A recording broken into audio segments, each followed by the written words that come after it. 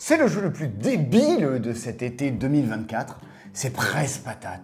Qu'est-ce que c'est rigolo! Mais alors, on est sur une intensité maximum. Le principe du jeu est très idiot. Vous avez chacune une feuille devant vous et vous devez écrire des numéros de 1 jusqu'à 50. Le 1, le 2, le 3. Jusque-là, ça va, vous n'êtes pas trop fatigué. Sauf que pendant ce temps-là, tous les autres joueurs jettent furieusement chacun leur tour un dé au centre de la table. Il y a une phase du dé qui leur demande de faire des checks. Il y a des phases du dé qui demandent de vous applaudir pendant que vous faites tout ça. 3. Bravo!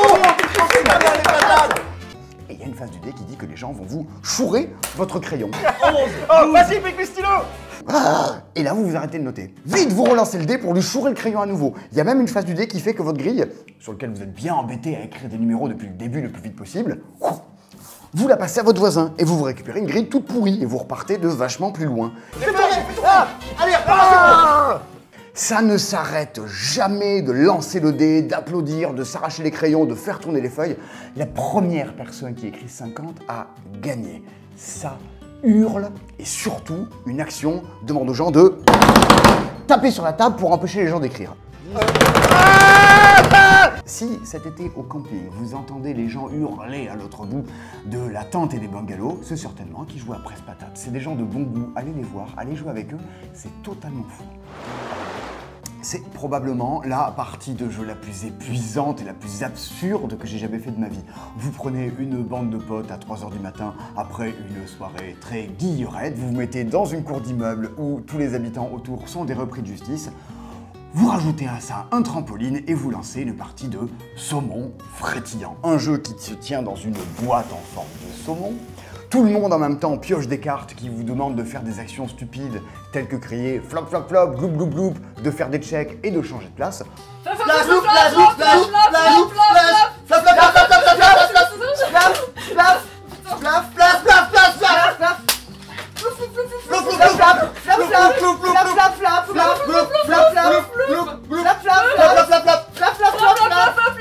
Rajoutez le fait qu'on avait rajouté un trampoline à tout cela, vous obtenez sans doute le truc le plus loufoque que j'ai fait de ma vie.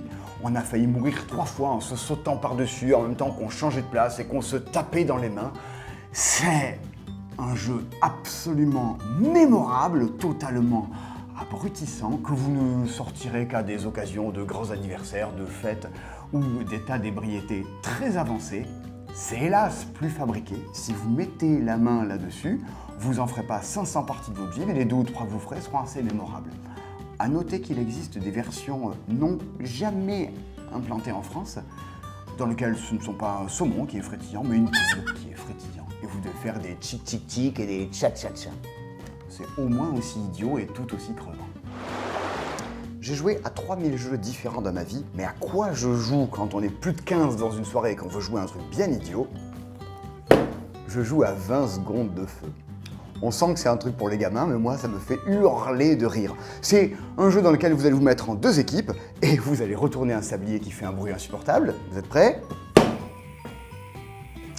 C'est insupportable, et vous allez piocher des défis. Les défis vont vous dire « Rangez-vous dans l'équipe du plus grand au plus petit !» Hop! Et dès que vous avez réussi à vous ranger, ça passe à l'équipe adverse. Trouve une plante et fais-lui un câlin. Oups! Et hop!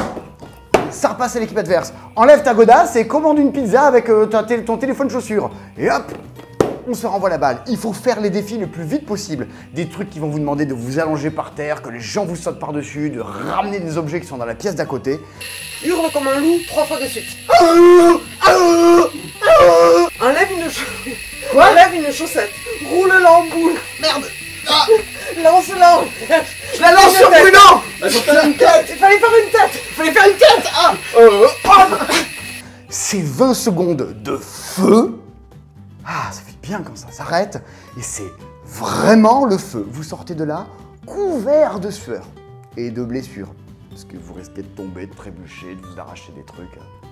C'est rigolo ça. J'aime pas le foot. Plus exactement, je m'en fiche, ça m'intéresse pas. Paradoxalement, mon jeu de rapidité préféré, c'est un jeu sur le foot. C'est Crazy Kick. Un jeu dans lequel on incarne des équipes de foot et on va jouer très rapidement des cartes pour se faire la passe et tenter de marquer des buts. Vous savez, c'est vraiment le genre de jeu, quand on regarde une partie, on ne comprend rien à ce que font les gens. Alors, regardez. Bien sûr, tes règles. Allez, faut tenir. Allez, Ok. allez, Franck maintenant. Victor. Léo, Léo, Léo, plus de Léo. Vous avez compris quelque chose?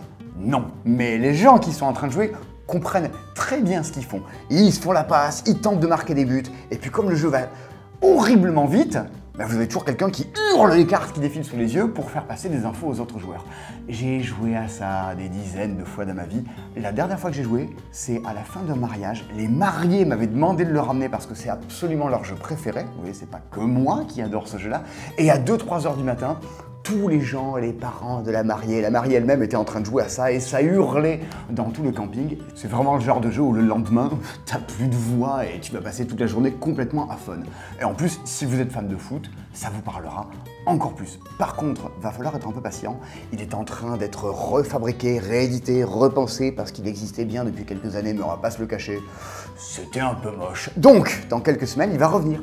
Dans une nouvelle version, plus ergonomique, plus jolie, plus dans l'air du temps. Ah, vous le savez de quel jeu je vais vous parler. C'est mon jeu préféré de l'an dernier. J'adore. Le thème est nul. Sink or Swim, le jeu coopératif de natation synchronisé. C'est un jeu coopératif dans lequel vous allez jouer avec des amis ou avec des gens autour de vous.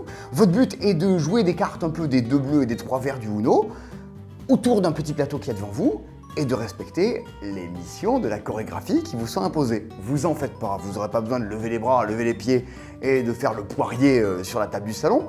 Non, par contre, vous aurez 20 secondes pour vous grouiller de jouer les bonnes cartes, pour vous mettre d'accord avec les autres autour de la table de qui va jouer quoi, qui va faire quoi. Et c'est parti, on regarde ces cartes. Alors, je vais mettre un 4. Tu mettras T'as le 7, tiens, toi tu mets le 6. Hop là. Oui. Si j'ai ça. Toi tu mets le 4. 3, je sais pas si ça va. Je sais pas si ça va. Je sais plus. Ça, c'est bon en tout cas. Et ça... Est-ce que vous avez une jaune? Une jaune? Non, une bleue, une bleue, une bleue, une bleue. Ok, je plonge. Ok, c'est bon.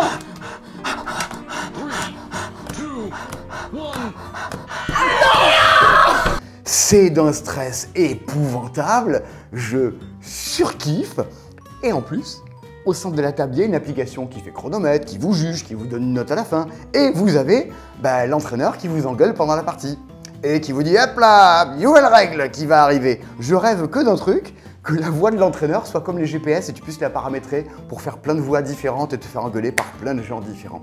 C'est magistral, vous passerez à côté parce que c'est un look pas possible, le thème on comprend rien.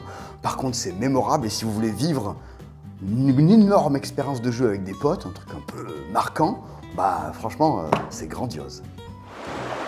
Ces quelques jeux sont ceux qui nous ont semblé les plus pertinents. Nul doute qu'il en existe tout plein d'autres. Vous pouvez découvrir plein de jeux en vous abonnant à la chaîne, en allant voir nos autres vidéos. Et vous pouvez nous acheter ces jeux, nous les commander ou venir les voir dans notre boutique à Toulouse, rue des Lois. À bientôt en ville, camarades. Salut!